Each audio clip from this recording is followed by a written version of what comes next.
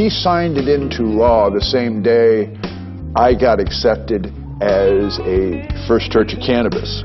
So it's sort of a significant day because the ground was so fertile.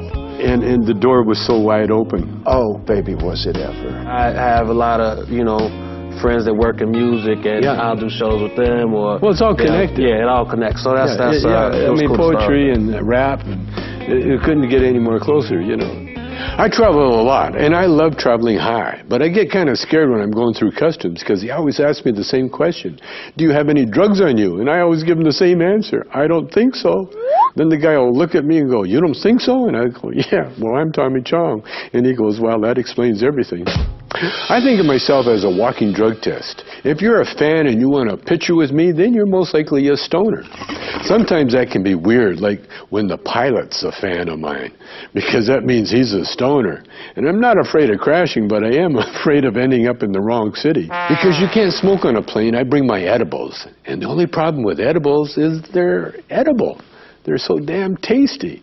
Peanuts, pretzels, nah, I'll stick to my brownies, thank you. Flying on edibles is great because it relaxes the muscle. But remember, people, you need those muscles to walk off the plane. So, time your drugs. I could talk to you all day, but I have guests to get to because right now it's almost legal with me, Tommy Chong.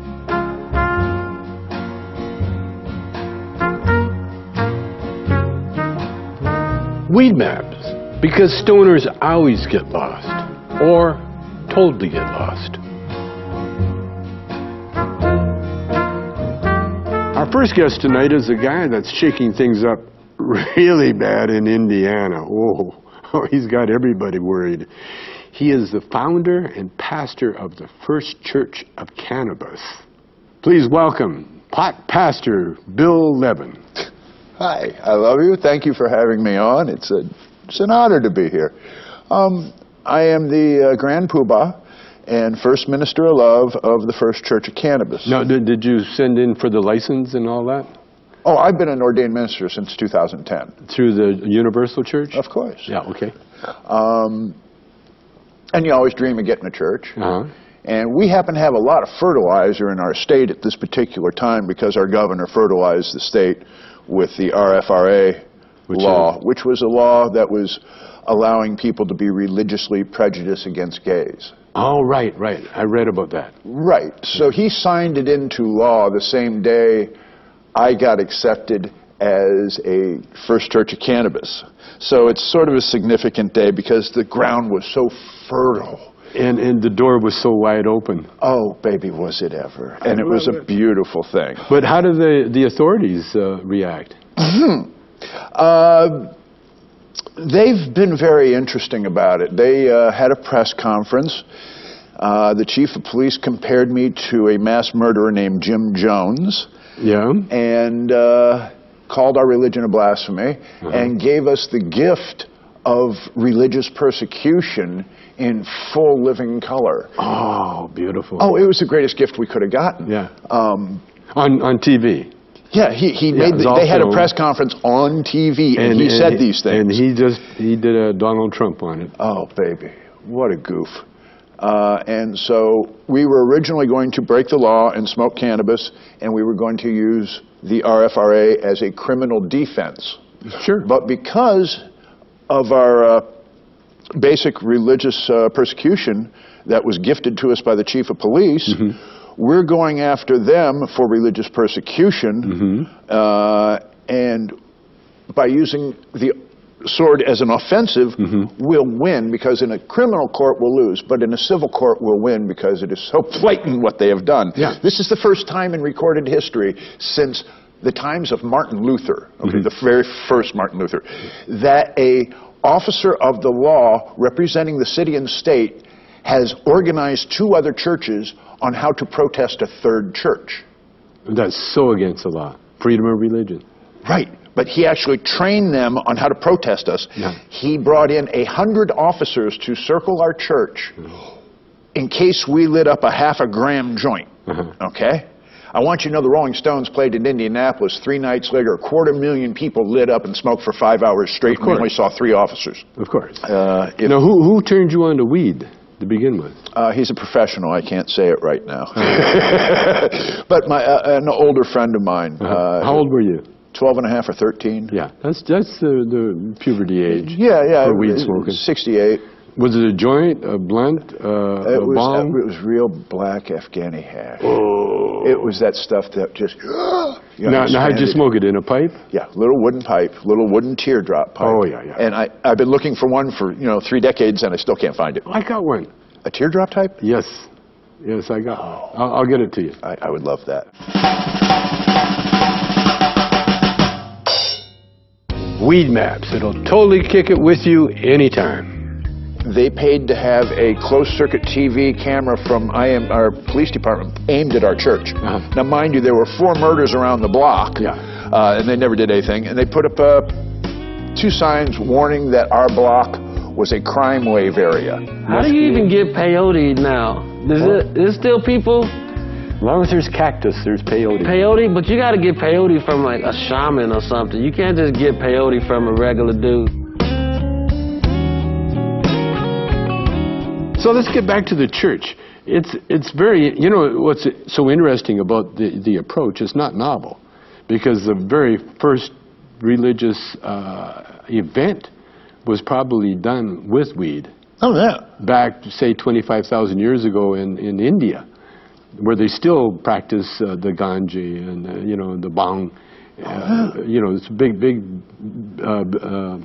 in the religious sacrament. Yes. So what kind of, tell me about when you go to church, what do you sing hymns? How do you open the church? No.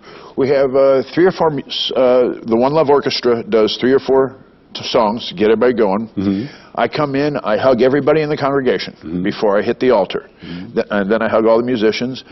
And you know how other religions have the sin boxes where you go tell a man in a robe all the guilty things you've done all week and you look for redemption? The conventional booth? We go the other side. We have the podium of life where it says celebrate life's great adventure, and we bring congregants up to the pulpit, and we have them celebrate something wonderful that happened to them that week. Some people, cannabis oils cured my cancer. My wife and I just had our 3rd baby. We have so many testimonials from so many people about live, love, laugh, learn, create, grow, teach.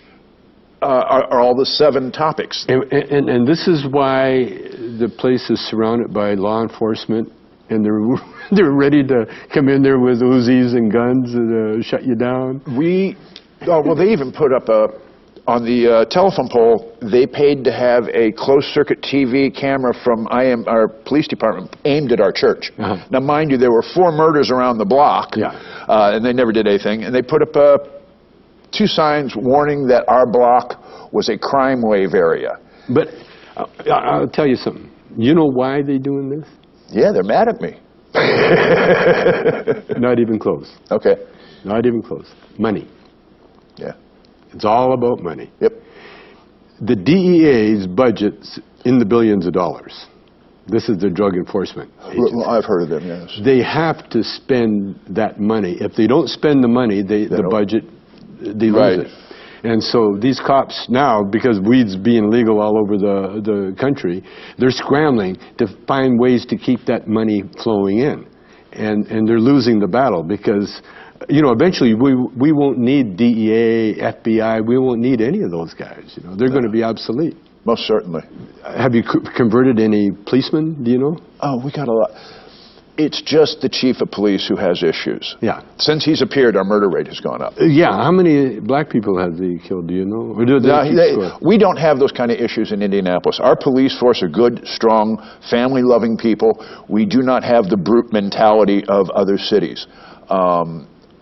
I stand by our police force for being honorable people. Oh, good. I'm one of the few who sit there and tell the state and cities that these guys need time to smoke weed and to get off of alcohol. Because the biggest problem we have with IMPD or any of our things is they drink too much. Yes. And they are in a high-tension job. They should be able to smoke a joint at the end of the day. I went on a ride-along with a 24-hour ride-along in Santa Monica.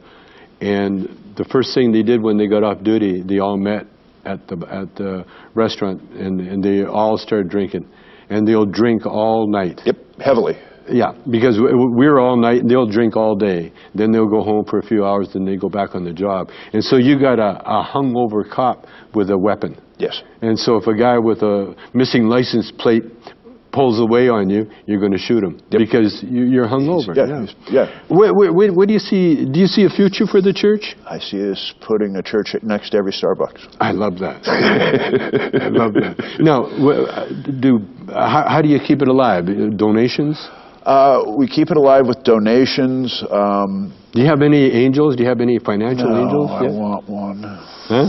No, I want one.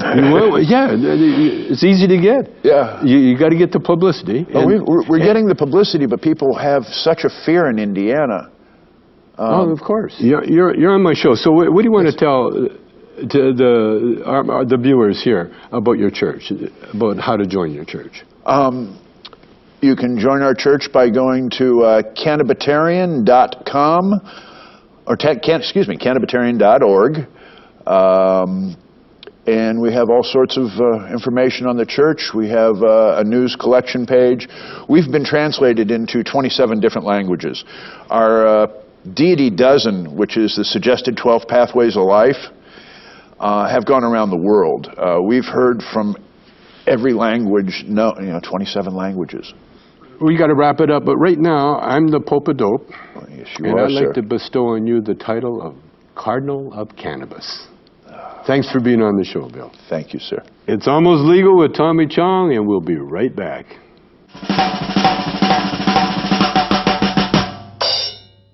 Weed maps. Did you get weed yet? Hey, welcome back to Almost Legal with Tommy Chong. Our guest tonight is one of the hardest working comedians today. And he got famous a while back for outing Bill Cosby. Apparently, Bill Cosby gave him drugs and had sex with you. That was on the prompter. What's that? Hannibal Bears, ladies and gentlemen. What's up, man? Thanks for having me. So tell me about yourself, man. You started in Chicago? Started in Chicago, yeah. Started doing comedy in Chicago in my college town in Carbondale, Illinois. But you started off in your friend's house? I did. Well, my friend had an open mic in his house. It was called Sunday School Sessions. And he was a DJ, so he had people that did poetry, did, music, rapped, played drums. And how big a house? Was it a big house? It was a nice-sized house, but it started out in his bedroom, and it would be about 20 people or something in there, and there'd be some people in the window hanging out, like watching from outside, and then it got too big for his bedroom, and it moved to the living room. Wow. And it was a cool way to start out. To do comedy. Doing comedy. And it was just early on just kind of a, creative kind of support group that I started with, where I started, working with not just comedians. I was working, early on, the people I was doing shows with was poets and rappers, other comedians, of course, DJs, musicians. So it was nice to do that, and that kind of still plays into very how theatrical. Well, not theatrical, but yeah, just how I work now, where I have a lot of, friends that work in music, and I'll do shows with them. Well, it's all connected. Yeah, it all connects. So that's I mean, cool poetry and rap, and it couldn't get any more closer. Same as songwriting and the whole entertainment business. Yeah. What's your education? What did you do? I was at Southern Illinois University. I didn't graduate. I had a few majors. I started out as a business major, and then I switched from that, and I thought I wanted to be a teacher for like 2 weeks. And then that didn't work out. And then I switched to radio, television, production. As your major? Yeah. So you got a good education then. I didn't graduate college, but I got what I needed from college, because I started doing comedy down there, and I met a lot of friends that I still have today, and I learned what I needed to learn to be successful. So I didn't get the degree that you're supposed to get out of college, but I got what I needed. No, they told me that it wasn't all that easy. Even though you had the education and everything else, you still went through some pretty sketchy times trying to be a comedian, like sleeping on subways and almost like homeless, I guess. Yeah, it was homeless, but it wasn't necessary homelessness. It wasn't like it was me deciding to go to New York without preparing to go to a city how you're supposed to. So I could have just stayed at home in Chicago and worked and tried to build like that, but I was eager and I wanted to go to New York, and that's what happens when you go somewhere where you don't have money. But you're young.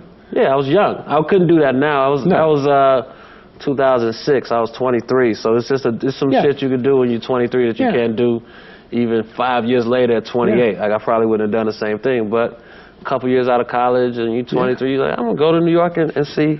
But even though I had that situation, sleeping on the trains, whatever, that trip did help me take another step. Yeah. In my career from that, so it worked out. Well, that's what I'm finding on. And it's not that bad sleeping on the train. Yeah, no, except if you could deal with being on the train and going to bed at night where it's empty, and then waking up and then everybody's in suits going to work. That's the weird thing, is having that shift like that. You're like, oh shit, everybody's going somewhere and I'm in the same place. Yeah. So that was kind of interesting. Yeah, I know the feeling. You know, that's how we made it. You know, we came down to L.A., Cheech and I, when we decided that we were comedians. Yeah. And the only place to work would be L.A. or New York, and we were closer to L.A.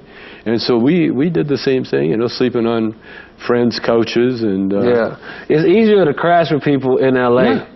In L.A. it's easier to be a couch surfer because people have more space. Yeah. But in New York, it's small apartments, so people are like, no, you can't. I can't have you here. Even doorways are taken. Yeah, you can't do it in L.A. Now, you a big smoker? You smoke pot? I smoke occasionally.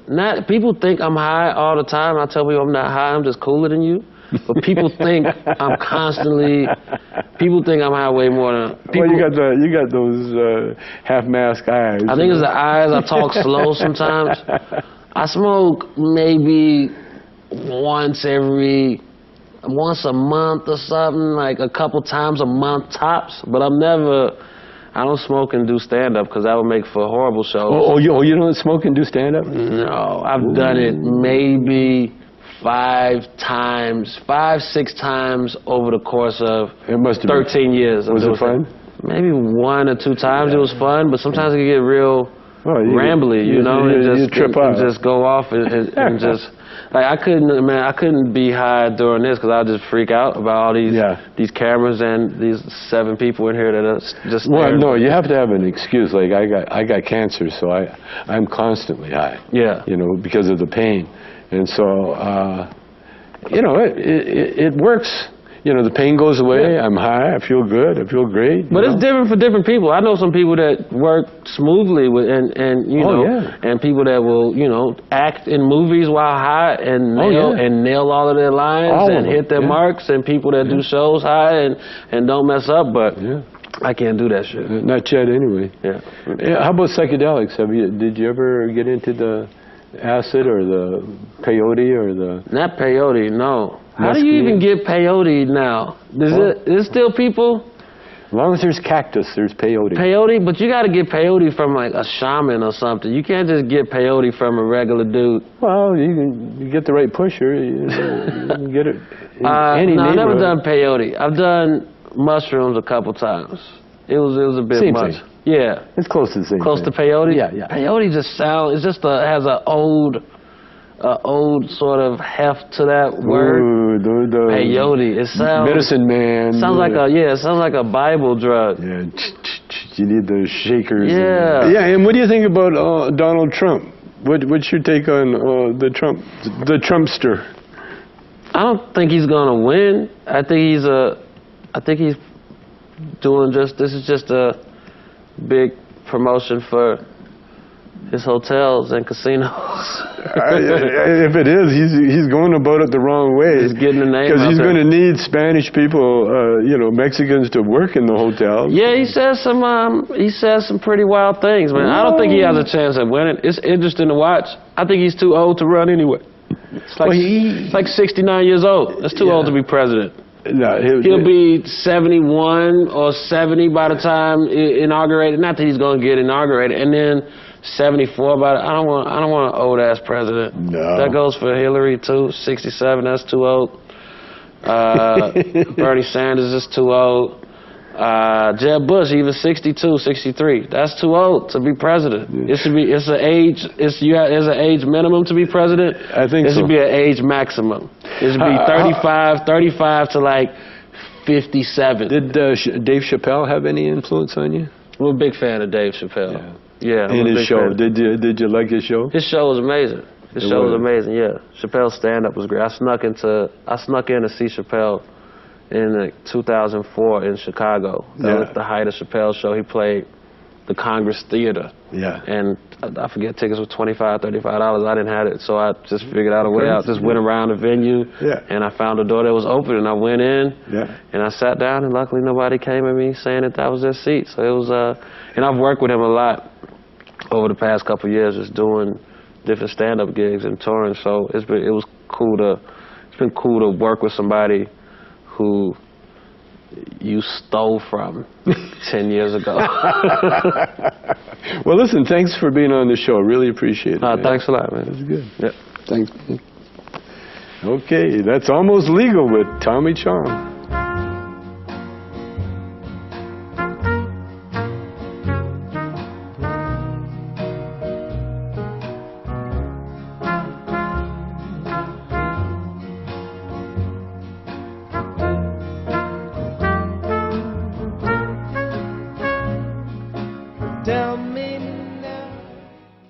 Weed maps. Sometimes it even helps you find stoner friends.